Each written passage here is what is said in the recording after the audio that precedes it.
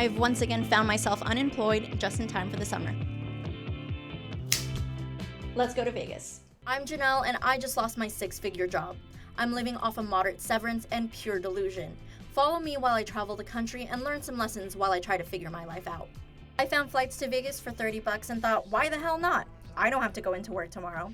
I know it sounds a bit reckless, blow all your money on traveling, but I now have the freedom to explore, something I couldn't do when I had a 9-to-5. And to me, it's an investment. It's a chance to practice my storytelling. I've worked in newsrooms for the last 7 years, and I think it's about time I write and produce stories that I want to tell. Vegas, baby! Instead of taking our luxury limo from the airport like we usually do, we opted for the city bus. There's a speeder. It cost us $2 each, and it was a 10-minute walk to our hotel. Well, that's a pretty impressive Ferris wheel. We got the cheapest hotel at Flamingo for about $60 for our one-night stay. I learned a couple lessons on this trip. The first was be considerate. Turns out I accidentally booked a wheelchair-accessible room. I didn't want to take that away from someone who actually needed it, so I asked if we could switch.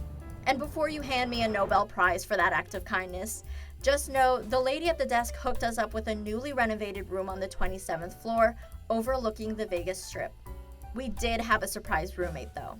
We've got our gorgeous, luxurious, beautiful room. And a roommate that won't shut up. But that's a problem for later. For dinner, we went to Gordon Ramsay's burger restaurant nearby. We didn't get reservations, and the wait was too long for my boyfriend's comfort.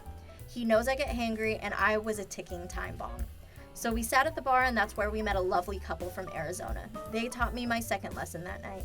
Take the damn vacation when you can. In between bites, they told us they were in Vegas for a whole week testing out a bunch of the all-inclusive packages each hotel offered. I thought, damn, they must be pros at this Vegas thing.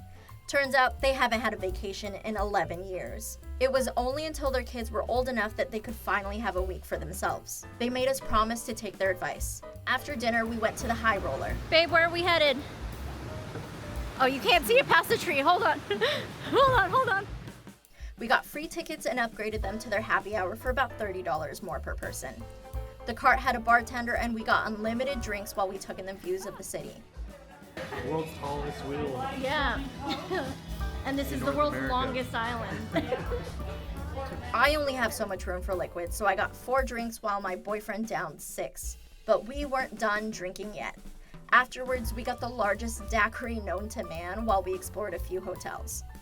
It was Carlos's first trip to Vegas as an adult, so I wanted to show him as much as I could.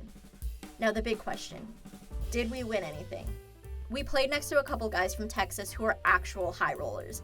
While Carlos and I took turns placing our $10 bets, they were throwing Benjamins on the table like it was nothing.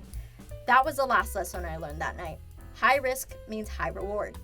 I was taking very low risks after being dealt a really good hand, and I won $45 when I could have made thousands. Granted, the guys next to us were losing a lot of money fast, so it's not like I'm gonna take their advice. But after a couple wins and losses, we won a total of 5 buckaroonies.